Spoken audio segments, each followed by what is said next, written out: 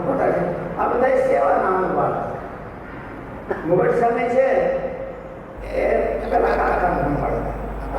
સ્કૂલનું બાંધકામ ને બધું મુગટ સ્વામી કરેલું અને સ્વામીની મરજી પ્રમાણે કરે. પછી જુનાગઢ ગયા.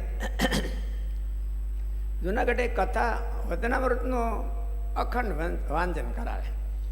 સવારમાં 5 વાગ્યામાં પૂજા પાઠમાંથી પરવારી ગયા હોય, છોકરાઓ દર્શન કરવા આવે તો થોડું વતનામૃત, અમુક ભાવિક છોકરા હોય તો એ વતનામૃત વાંચે. સ્વામીને બેઠા હોય, સ્વામી બેઠા ન હોય, ઊંઘતા હોય.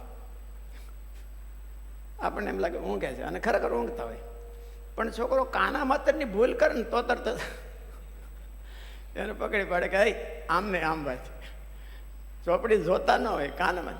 એટલે આપણને એમ થાય કે ઊંઘમાં એ શું કરે છે કંઈ ખબર પડતી નથી, ઊંઘે છે કે કથા સાંભળે છે એવું કંઈ ખબર નથી.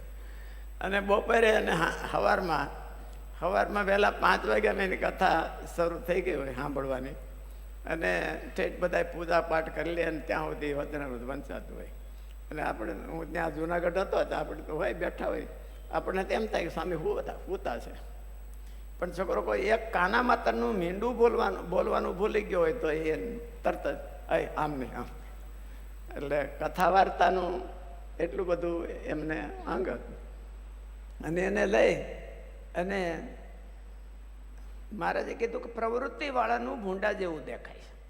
એટલે એ બહુ ભગત નો દેખાય. પ્રવૃત્તિ વાળો હોય એ બહુ ભગત નો દેખાય, પણ અંતકાળે તો જેવી વાસના હોય એવી સ્ફૂરી આવે છે. અંતકાળે એ જેવું હોય એવું અંતર હોય એવું તરત જ એની પરિસ્થિતિ થઈ જાય. એટલે આ બધા છેલ્લી અવસ્થામાં મંદિરનું, આમાં સ્વામી કીધું મંદિરનું કામ કર્યા કરે પણ જ્ઞાન વૃદ્ધિ ન પામે. જ્ઞાન તો સાધુના સમાગમથી જ થાય છે. એટલે એનો મતલબ એ છે કે કાં તો સાધુમાં અતિ હેતુ હોય, ભગવાનના સારા સંતમાં અતિ હેતુ હોય, કાં તો કથા વાર્તામાં એને અતિ હેતુ હોય, તો એને આત્મજ્ઞાન હોતે વૃદ્ધિ પામે અને મહિમા હોતે વૃદ્ધિ પામે અને જગતથી નિર્વાસનિક હોતે થાય. નિર્વાસનિક પણ હોતે એને વૃદ્ધિ પામે છે. હરિપ્રસાદ સ્વામી હતા તો હરિપ્રસાદ સ્વામીનું એવું હતું, શાસ્ત્રીજી મહારાજ કથા કરતા હોય તો સ્વામીને ઝોલા બહુ આવે. મંદિર કથામાં બેઠા હોય તો સ્વામીને ઝોલા બહુ આવે. એટલે એ કહેતા કે મને તો કાંઈ સમજાય નહીં, પણ કથામાં 1 મિનિટ ચૂકે નહીં. કથા શાસ્ત્રીજી મહારાજની કથા હોય કે બીજી કથા હોય, 1 મિનિટ ક્યારેય એ પડવાનો જ, મોડા પડે કે એવું ન હોય. કથામાં આવી એટલે કથા વાર્તા. છેલ્લે સ્વામી માંદા હતા તો એ ભાઈ હસમુખભાઈ બેઠા છે, મારે કે ઓલું આપણે હરિલીલા કલ્પતરુ એનું શ્રવણ કરું છું. વચનામૃત તો પોતે બહુ વાંચતા. ઓલું જે ધર્મ સ્વરૂપ સ્વામી ધામમાં ગયા હતા પાઠ કરીને, એ વચનામૃતનું પુસ્તક એમણે હાથ કરી લીધું અને સતત પાઠ કરી રાખતા. અને કોઈક હોય તો વાંચે, નકર પોતે ભણે વાંચે, વચનામૃત વાંચતા. પણ કે કલ્પતરુનું મારે કથા સાંભળવી છે. તે કલ્પતરુમાં એક ભાઈ હસમુખભાઈ હતા અને બીજા કોણ હતા? સંત સ્વામી. એમણે નક્કી કર્યું કે અમે તમને કલ્પતરુ સંભળાવી દઈએ. આખો દિવસ સવારે ઉઠે ત્યાંથી શરૂ કરે તો સાંજ સુધી. એટલે કલ્પતરુની કથા. એટલે આ સંતો બધા જે હતા એ આખી જિંદગી સેવામાં જ ગઈ છે. એમ તો જો કે એને સેવામાં જ ગઈ, પણ તોય કથા વાર્તામાં અને સત્પુરુષમાં અતિ નિષ્ઠા. એને લઈ અને આત્મભાવ, મહિમા, જગતમાંથી નિર્વાસનિક થઈને ભગવાનમાં ચોંટવું, એવા પરિણામો દેખાતા હતા. અને એના કરતાં પણ વધારે સેવા કરનારા પાત્રો હોતે આપણા ગુરુકુળમાં હતા. એના કરતાં વધારે સેવા કરતા, પણ એમાં કંઈ ફેરફાર થયો નહીં.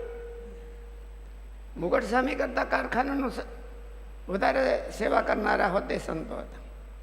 નારાયણ ભગત કરતાં વધારે મોટી સેવા, મુખ્ય સેવા કરનારા હોતે ભક્તો હતા. પણ એમાં કાંઈ બહુ ફેરફાર થયો નહીં, હજી એમને જ છે. એટલે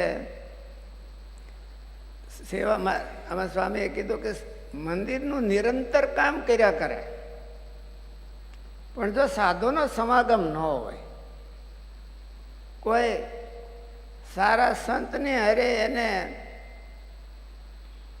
હુવાણ ન હોય તો એને વૃદ્ધિ ન પામે. મારા સામે તમે કીધું વૃદ્ધિ ન પામે. એટલે જેને વૃદ્ધિ પામવું હોય તો એને આ હોતે રાખવું પડે. કાં તો ભગવાનની કથામાં હેત જોઈ, ભગવાનના સત્પુરુષમાં હેત જોઈ, અથવા તો એને સમાસ બહુ થતો જાય. સત્પુરુષ ભેગા રહેતા હોય, સત્પુરુષ ભેગા રહેતા હોય, બીજાને એની સ્થિતિ જાણતા હોય, એના સમાગમે કરીને બીજા થઈ ગયા છે એ પણ જાણતા હોય, વર્ષોથી ભેગા રહેતા હોય, તો પણ આ સુવાણ ન થાય એનું કારણ રુચિ ભેદ હોય. થોડો રુચિ ભેદ હોય કે એને રુચિ પોતાની આની અંદર અરે મેળવી ન હોય. જુદી જુદી પોતાનો સ્વતંત્ર એજન્ડા એને કાંઈક હોય. આના એજન્ડા એ આપણો એજન્ડા એમ નહીં, પણ એનો સ્વતંત્ર એજન્ડા હોય અને એને હિડન એજન્ડા કહેવાય. એ બતાવવા જેવો ન હોય, એવો એજન્ડા હોય છે એને એ બતાવવા જેવો ન, એટલે એને હિડન નામ પાડ્યું છે. સાચા સંતના સમાગમ વિના આત્મભાવ કે બ્રહ્મભાવ કે અક્ષરભાવ વૃદ્ધિ થાય નહીં અને દેહભાવ જાય નહીં. આ એનું ફળ હોવું જોઈએ. મંદિરની નિરંતર સેવા કર્યા કરે તો આપણે આ દેહ કરતાં નોખા કેટલા આત્મભાવ કેટલો કેળવાનો, બ્રહ્મભાવ કેટલો કેળવાનો. બ્રહ્મભાવની શબ્દો ઘણા ઊંચા છે, અક્ષરભાવની ઊંચા શબ્દો છે, પણ આત્મભાવ દેહભાવથી આપણે કેટલા પર થાય. એ દેહભાવમાં પ્રતિકૂળતા જરાક આવે તો આંકડા થઈ જાય, પણ આ બધા એવા કે અતિ સહનશીલ. મુગટ સ્વામી અને હરિપ્રસાદ સ્વામી એ અતિ સહનશીલ, સહન કરવામાં આપણે એને પહોંચીએ નહીં એટલા બધા સહનશીલ. એટલે એને આત્મભાવ કહેવાય, થોડોક દેહભાવ ઓછો થયો કહેવાય. અને એ પોતાના સાધનોના પ્રતાપે થતો નથી. પોતાના સાધનો કરે અને ક્યાંક એને નિષ્ઠા હોય તો એને કરીને થાય. જો એને નિષ્ઠા જો અવળે ઠેકાણે બંધાઈ ગઈ હોય તો ગમે એટલા સાધનો કરે તો આત્મભાવ આવે નહીં, અને દેહભાવ જ રહે, કાયમી દેહભાવ.